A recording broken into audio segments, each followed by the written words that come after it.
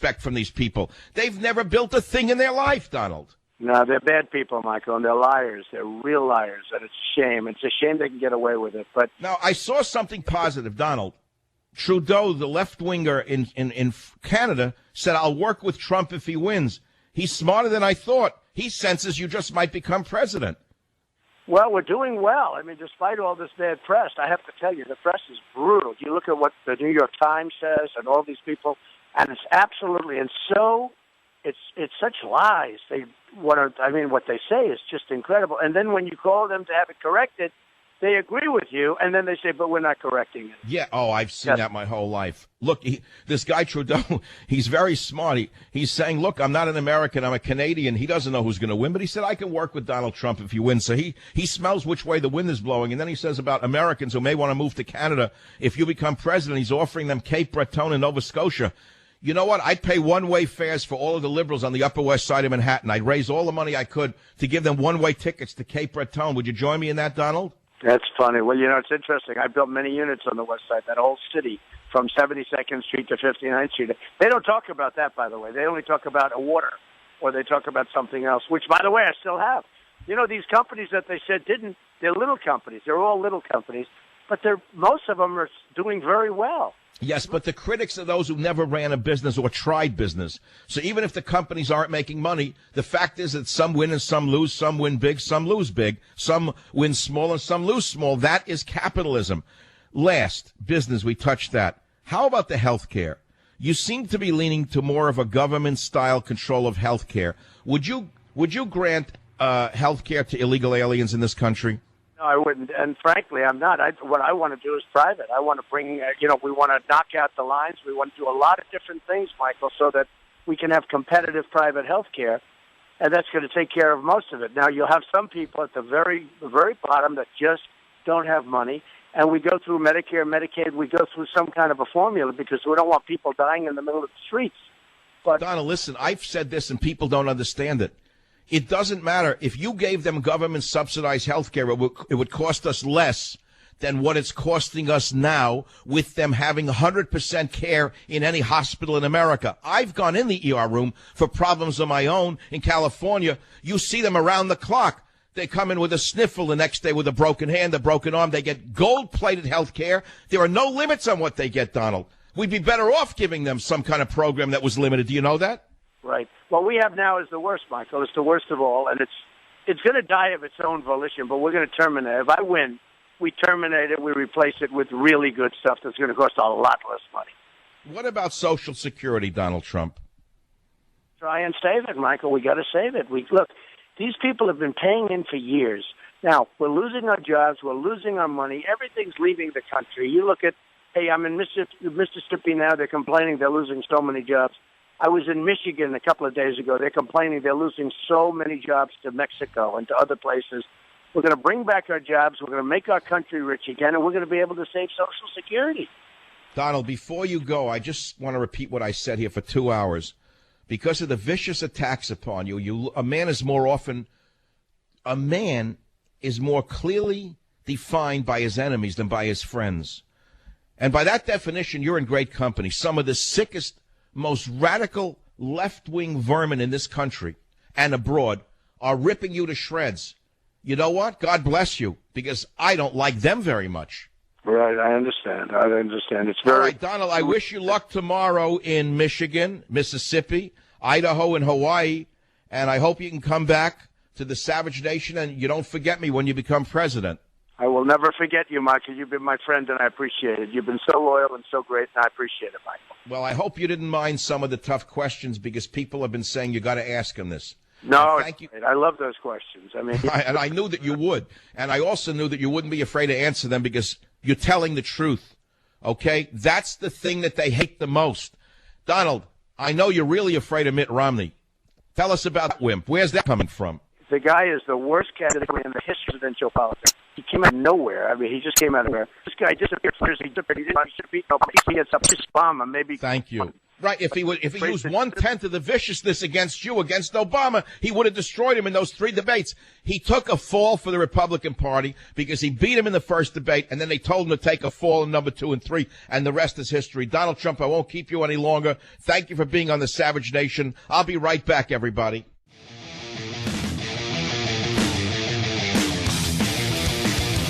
I ran all the way.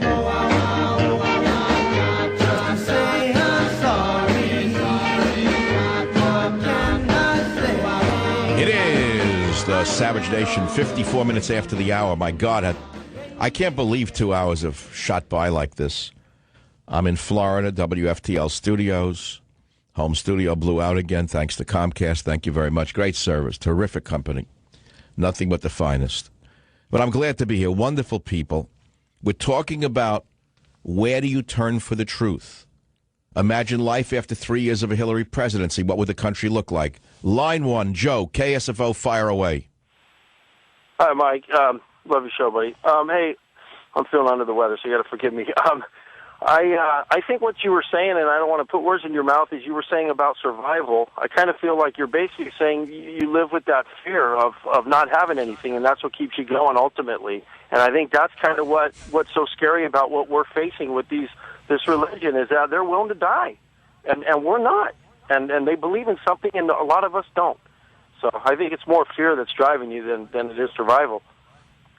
Well, I don't fear them because we still have the most powerful military in the world. We have the weakest leadership in the history of the U.S. military, a man who uses his power to threaten the American people rather than to threaten ISIS, which is actually his creation, incidentally, which I've said over and over and over again. The reason this band of renegades, largely leftovers from Saddam Hussein's Republican Guard and ragtag haters of the Islamic faith from around the world, but never forget who rules them. Their leadership is all from the old Republican Guard. They could be eliminated in less than a week if he joined forces, for example, with Putin to destroy them. But have you noticed he hasn't? Right. I fear Obama more than I do ISIS, and I will tell you why. I know who ISIS is. And most Americans know who ISIS is. Obama is so guarded in his deceit that people don't know who Obama is. Look at the hatred being directed at Donald Trump by the phony Republicans. Look at the hatred being directed at him and not at ISIS. Look how they broadcast things about him, true, untrue, but not one word about the horrors they are committing on a daily basis. That is what I fear, my friend. Right, Mike, and I get that, and I think sometimes I speak. I'm not perfectly clear on how I say, and I get that. But I'm saying as far as survival and living, like you were saying in a lot of your shows, a lot of these spoiled brats that grow up, they don't fear anything, and that's what caused them to do all these things. They don't care. I mean, what you're saying is because we have a generation that has grown up without any fear, they don't even know what the real world is. Is that what you're suggesting? Absolutely, Mike. I'm a product of that. I mean, unfortunately, my life's been very... You mean kids who were raised on Adderall, Ritalin, marijuana, ecstasy. In other words, they're drugged. They're told that they're wonderful. They can't hit a ball, but they're told they're athletes. They're dummies in school. They're told they're Einstein. Is that what you're talking about? So they don't know up from down, left from right, east from west, truth from falsehood. That's it in an essence, Joe. Thanks for being a great listener of the Savage Nation. Back for another big hour. Be here or be nowhere. I'm Michael Savage. Join the Savage Nation. Call now, 855-400-SAVAGE. Savage.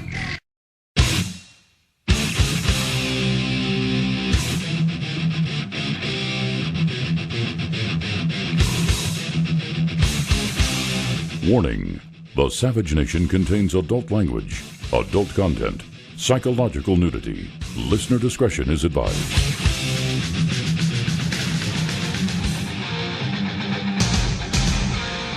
And now, America's most exciting radio talk show, The Savage Nation. Talk radio for the thinking person, home of borders, language, culture. And here he is, Michael Savage. Gene Genie is on his back. Gene Genie loves Jimmy Stacks. His outrageous screams when we fall. It is the Savage Nation, hour number 3. Thanks for staying with me. You know, truth is stranger than fiction. But how many years have I told you that it's a one-party system with two-card Monty? How long have I told you it's either the Democrats or Republicans? It doesn't matter. I've told it to you since I began in radio in 1994. I've always been an independent. I've always known it's a lie. I used the word oligarchy long before it became a popular word. I certainly didn't coin the phrase.